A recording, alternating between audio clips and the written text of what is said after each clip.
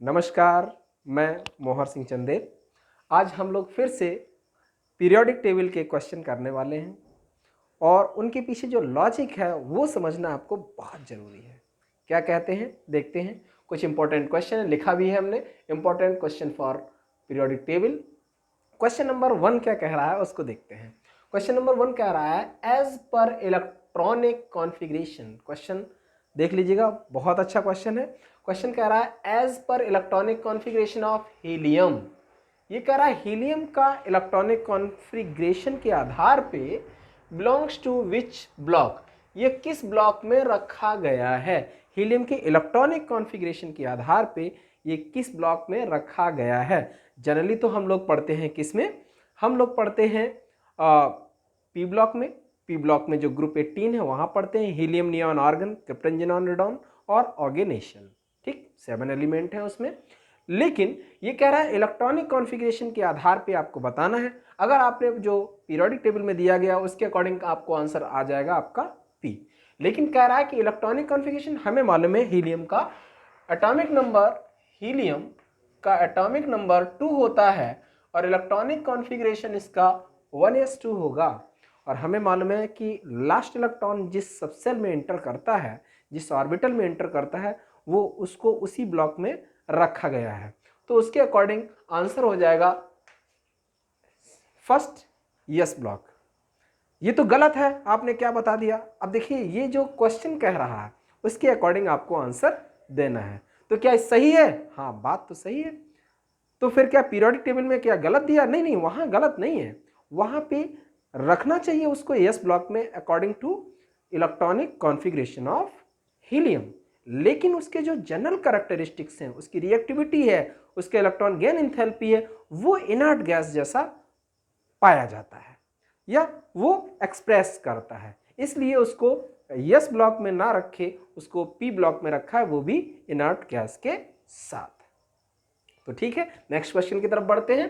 Question number 2 question कह रहा है because of the reactivity alkali metals. देखिए जैसे ही दिमाग में एल्कली मेटल्स आता है, एल्कली मेटल्स जैसे ही दिमाग में आता है, हमारे दिमाग में आना चाहिए तुरंत यस ब्लॉक। और यस ब्लॉक में first A lithium, sodium, potassium, rubidium, caesium, francium.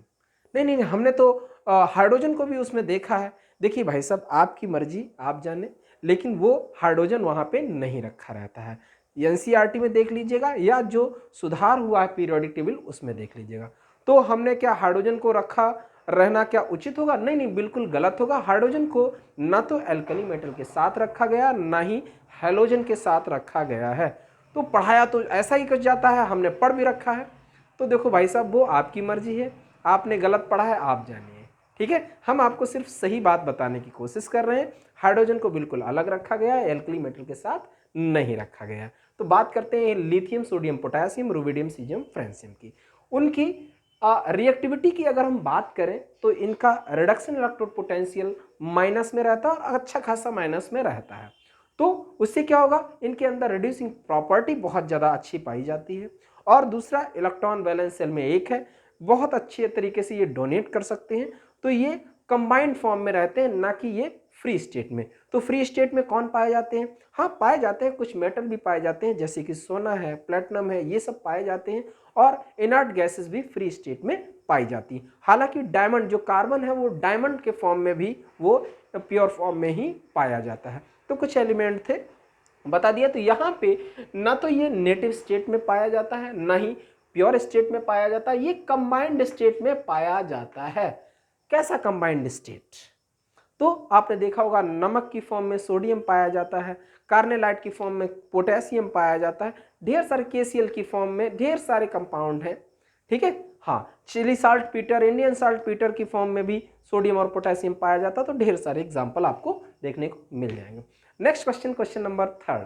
Question number 3 कह रहा है the chemistry of early actinoid. देखिए अर्ली एक्टिनॉइड की बात कर रहा है, मतलब शुरुआत के जो स्टार्टिंग होता है, हम लोग देखते हैं अर्ली एक्टिनॉइड का मतलब है थोरियम, प्रोटोएक्टियम, यूरेनियम, नेपच्यूनियम, प्लूटोएक्टियम, अमेरिकम, ये जो शुरुआत वाले एलिमेंट हैं इनका अगर हम बात करें और हम लेंथेनॉइड की भी बात करें इसी के करस्पॉन्डिंग, तो लेंथेनॉइड में वेरिएबल ऑक्सीडेशन स्टेट नहीं होता है, इनकी ऑक्सीडेशन +7 तक चली जाती है। तो इसलिए इनके बारे में थोड़ा सा सही जानकारी या नॉर्मली जनरलाइजेशन हम लोग नहीं कर सकते हैं, जबकि लेंथेनॉइड में बड़े आराम से हम उनके कैरेक्टरिस्टिक्स को एक्सप्लेन कर पाते हैं। तो यहाँ पे पूछ रहा है कि the chemistry of early actinoid, मतलब जिस शुरुआत वाले एक्टिनॉइड्स, इज मोर कॉम्प्लिकेटेड, उनकी मोर कॉम्प्लिकेटेड होता है कारण देन लेंथेनॉइड, बिकॉज कारण क्या है, वेरिएबल ऑक्सीडेशन स्टेट। तो यहां पे है large number of oxidation state of actinoids, तो आंसर हो जाएगा आपका लार्ज नंबर ऑफ एक्टिनॉइड। अब दिमाग में आ रहा होगा तो बात तो ठीक है, लेकिन ये वेरिएबल ऑक्सीडेशन स्टेट इतना ज्यादा शो करते क्यों है? तो एनसीईआरटी में एक लाइन लिखी हुई है कि एक्टिनॉइड लेंथेनॉइड के रेस्पेक्ट में ज्यादा ऑक्सीडेशन स्टेट शो करते हैं। कारण है उसका कि उसका 5F 6D और 7S का एनर्जी जो है बहुत ज़्यादा गैप नहीं होता है, कंपेरेबल एनर्जी होता है, लगभग सेम एनर्जी होती है, और वे सभी के सभी ऑर्बिटल जितने भी इलेक्ट्रॉन हैं वो ज़्यादातर कोशिश करते हैं कि बॉन्डिंग में पार्टिसिपेट कर जाए, इसलिए वो ज़्यादा ऑक्सीडेशन स्टेट शो करते हैं। 2017 नीट में आया हुआ ये क्वेश्चन भी है। क्वेश्चन नंबर नेक्स्ट देखते हैं। कह रहा है कि मेटल आर यूजुअली सॉलिड, बात तो सही कह रहा है कि मेटल जनरली सॉलिड फॉर्म में पाए जाते हैं एट द रूम टेम्परेचर।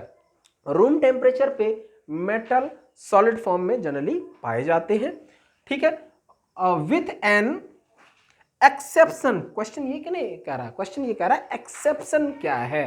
तो एक्सेप्शन हमने भर भर के पढ़ा है कि मरकरी होता है, मरकरी होता है, तो मरकरी तो आंसर आपका हो जाएगा। हालांकि अगर हम पूछें ब्रोमीन भी तो पाया जाता है लिक्विड फॉर्म में, लेकिन ब्रोमीन आपका नॉन मेटल है, मेटल नहीं है, तो मेटल की बात करेगा जब भी तो आंसर हो जाएगा मरकरी, ठीक है। क्या हमने तो सीजियम के बारे में भी पढ़ा है, फ्रेंसियम के बारे में पढ़ा।